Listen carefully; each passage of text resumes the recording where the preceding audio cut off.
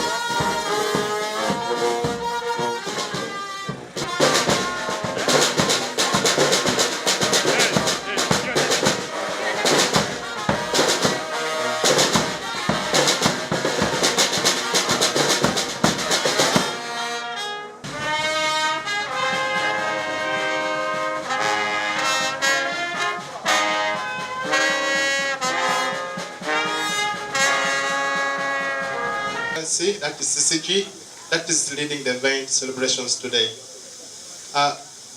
Before we start any other event, I would like to call upon the band to lead us in the national anthem so that we carry out with the event. Please.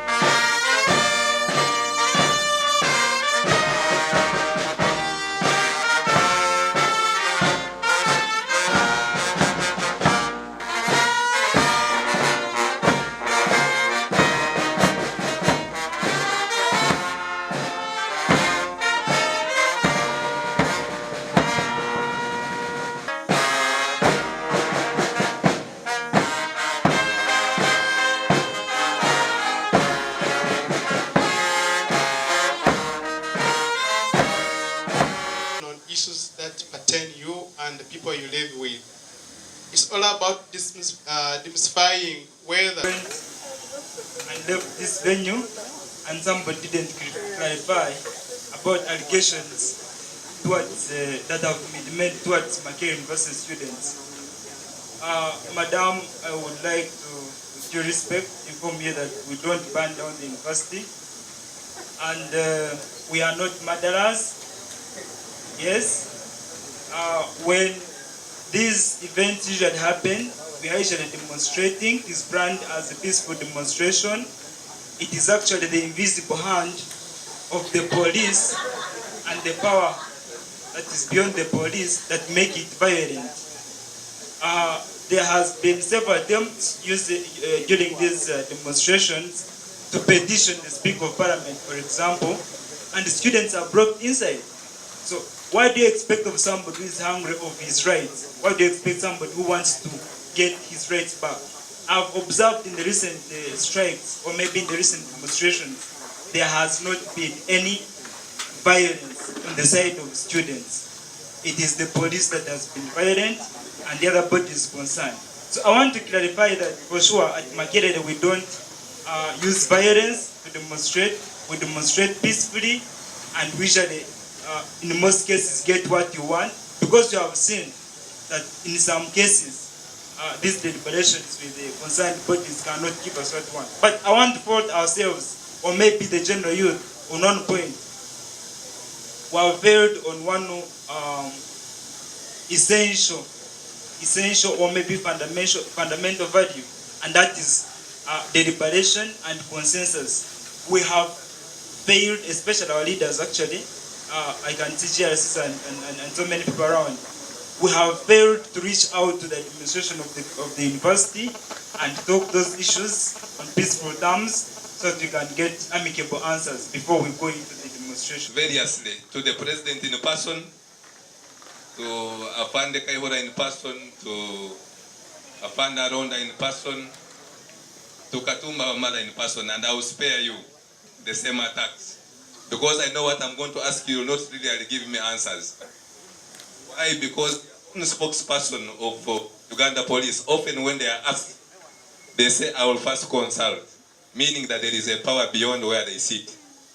And I imagine you are not the spokesperson of the Uganda Police Force, so you will not give me the answers to the questions I want to raise. But I'm rooting for my colleagues from the Law Society of Cavendish University.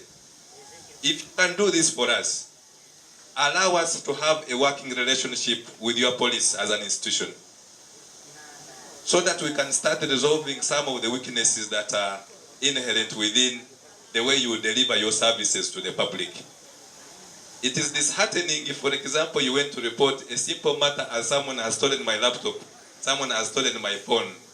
The kind of questions that you go through at the police and the way you are treated with a level of seriousness is very wanting. So I imagine if I can root for Cavendish University law students to come and work together with your police on how best we can resolve some of these issues, that way we will be making a contribution to service delivery from the police. If you can allow us that chance of funding. Time and again, the biggest number of here is the Hope Initiative clubs and the students. I hope and I think that each time we engage, you keep reflecting and trying to engage in issues of freedom of expression, freedom of speech, whether it's we have it. I find that whenever I usually go to your office in CPS, you people say that police are afraid. But as a youth, I represent the brotherhood. I'm in the brotherhood, representing the unemployed youth. We have been moving writing letters to your offices. Whenever we say Afande, we want just to have a meeting to share. But whenever you mobilize, you people really, you don't understand us. You become again unfriendly. So really I ask, if the Constitution in the Act 29 says that as a citizen, you're free to demonstrate without any violence. But if with the youth, we move out, then we start moving around, you people, you come around and you beat us seriously. Are you not breaching the Constitution? And you know that our Constitution nowadays stipulates very well human rights. But let me tell you that as in Uganda today, the rights of the youth and the community are not respected, especially the right of speech and demonstration, as the Constitution states. For instance, I remember even in yesterday but one, you saw the scenario between Besigye and Lukwago when they were going to Sharing Hall to launch the electoral reforms. But when they were asked, they said that they wrote a letter to ask for the place. But you people were unfriendly, that you arrested them, you took them inside. Then I asked myself that if we, the young generation, the youth, as they say that we are the future generation, we are the leaders of tomorrow. Let me say that leadership that should not wait. You should start leadership when you're still young. You practice it right now when you're still young. But really, I ask myself that if you see these big people, they are now like this, then how will we make it as the youth? Won't we be like the Burundis, the Burkina Bates, who went out to the streets, like demonstrating? Really, let me say, as we are in the modern world, we don't need to take things by force, but it's just we sit down at the table, then we understand ourselves, then we agree to the terms and conditions. Please, if you're going to Hawakuba, Afande Kaihura, tell him, say that we need him, at least let the police also respect our rights, as they say that the police are our friends. We agree to that. They are our friends, but let them be our friends but not our enemies, as they take us in a arrogant way. Remarks in English to enable ourselves to understand what the day stands for and have value for it. Madam Sarah, you know, I did not come prepared. I came fugitive because, you know, coming before intellectuals, you see how some of you began bombarding us. That man looks to be a soldier, he just already disguising in uniform. I was about to run away. Have I committed an offense? But I'm going to justify definitely why I'm here. Now, I'm very happy that among all our things there was this concept paper, a concept known from the Global Day of Citizen Action, Freedom of Speech and Assembly. And one thing which is going to form my basis of comment to you is that in this background it says, the purpose of this event is to take stock of citizens' participation on freedom of speech, assembly, in line with their rights and obligations. I end my quote. I very much want to appreciate you, but I always that when you desire to point a finger to another person, imagine that others are pointing at you. And equally so, the English have a saying that what is good for the gander is also good for the goose. Therefore, when pointing and looking at yourself as being an angel, but you are trying to assess the performance of the police, ask, like many others have talked about. Olinga has talked about a very pertinent statement. I don't know whether we're taking it like that. Dr. Sewanyana, in his absence, I must really appreciate, was really pointing out our role. And this is in line with this concept. As we desire to enjoy our rights, are we doing it with obligation? That's what Joseph has talked about. The reason to enjoy our rights responsibly. Please get to know that the way you enjoy your rights as an individual causes a trade-off when you must enjoy your rights when you are in a community. And that trade-off is always the reason why Doctor has talked about the rights of conflict. How do we really balance between the two? So during such moments, we need to take stock and ensure that we just don't wish away the day and say, 2015, where were we? We were at the headquarters of the river. Where do we can justify expenditure and income? Let's face the other side. Let's look at, have we benefited as individuals? Do we enjoy our rights with the responsibility and obligation? Dear participants, as you are all aware, rights did not start yesterday. They are biblical, they are cultural. What do these institutions that we revere, what do they talk about this? There is no right in any culture that is absolute. Any right that you wish to enjoy must have limitations. And especially if the right you have to enjoy is enjoyed in an irresponsible manner. Might that talk to you therefore is in line with chapter 43 and chapter 44. The right to speak, the right to assembly, those rights must be enjoyed with responsibility. And after all, they are not absolute. They are not. Get to know this. You must enjoy them in a responsible manner. You must enjoy them knowing that once you violate the rights of another, particularly he who could have not participated in whatever you done. We shall have chance to engage very well and are trying to reflect and create a way forward on whether in Uganda we've tried and we've managed to have this freedom of expression and speech. Madam Sarah, the Director of Programs, Center for Constitutional Governance, will give us fundamental human rights and freedoms in our constitution. They are the flag bearers of Bill of Rights in this country, and I'm sure his presentation will speak for itself. Our student's voice, Mr. Jacob Eyeru. The theme of the day is freedom of speech and assembly in Uganda, the role of the students. When we were marching for the last 1 hour, we had placards that were saying we have freedom, others saying we don't have freedom. And I think it was a contradictory message to the observers, but they were intended. Because whereas the Constitution guarantees fundamental rights and freedoms that are inherent and not guaranteed by the state, we have limitations when it comes to the enjoyment of these rights. We have draconian legislation. Some of them were captured on our placards. The NGO Amendment Bill that is aimed at limiting or clamping down on civic space in this country, the key theme of the day. We have the Public Order Management Act.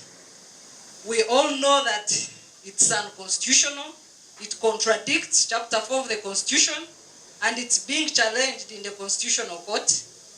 We have the Press and Media Amendment Act, which limits the media freedoms in this country, and many other things that happen that limit the enjoyment of rights and freedoms as contained in Chapter 4 of the Constitution. So as we reflect today, we have freedoms, yes, but we have challenges. What is the role of the students? I'm not the speaker of the day. I want to hand over to the Master of Ceremonies, Joshua. I welcome you on behalf of Center for Constitutional Governance. We are a constitutional watchdog, and we shall continue to advocate for full observance. Surely, are we honest? Let's stop behaving like hospitals. We bow our heads while the ass is exposed. He began talking about those who wrote letters. No, please. You are writing up of a letter to inform the Inspector General of Police is not what is prescribed as the Public Order Management Act. The Public Order Management Act lays very firm ground that once you have applied, you go and seek for feedback from the police. The police causes a sit down on planning for how to secure the venue, for how to secure the event. It is not a matter of saying, by the way, let me ask, there is this gentleman, you wrote this letter, true or false? And it's good I found you in the commander's office. Why did you keep on following it up? Because you realized it was a moral obligation and legal for you to fulfill your mandate. Why would you desire to say that when you write and notify, it is enough for you to go ahead and conduct? Assuming other negative forces that attacked you, would you say, no, I informed the police? Yes, you informed the police. Who is to secure you? Who? So please, gentlemen and ladies,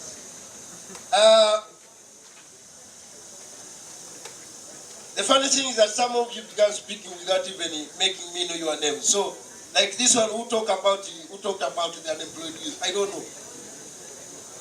My brother from Cavendish, the first thing he was talking, the other thing you asked him, I think during Mr. Sewanyana's speech was whether the police is military or not. The other issue which I wanted to refer to you, particularly in the Constitution, is among the roles of a citizen.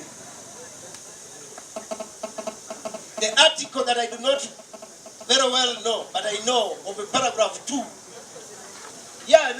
Article 17, but there is it either paragraph 2 or 3, something, I don't know, I'm not so sure, which talks about that every citizen shall be in position to defend his or her state and shall be trained militarily. So, by being a military man, I am not making an offense, gentlemen. I am fulfilling that constitutional obligation and mandate. However, I want to inform you that I am not a military man, I am a policeman. By virtue of that, therefore, you who are seated here, have a duty to defend this country, even through military means. That constitutional provision is there. However, he was talking about our engagement. Please, I really want to applaud that, and I'll do what it takes to support you. I'll give you my contact, and I want us to establish security week and the other trainings in community affairs, and in particular through community policy. We are committed to continuous engagement and ensuring that we perform our duties and obligations as part of the law. May I therefore take this opportunity to declare this event closed and wish you a happy day of return. Thank you very much. Thank you very much, Apandi. Thank you very much. I think we would have to add him another round of applause for that. We realize, Apandi, it's unfair for us to... Can I give you... We have Jacob. Jacob, you're most welcome to take on the event. Thank you very much for showing up. God bless you.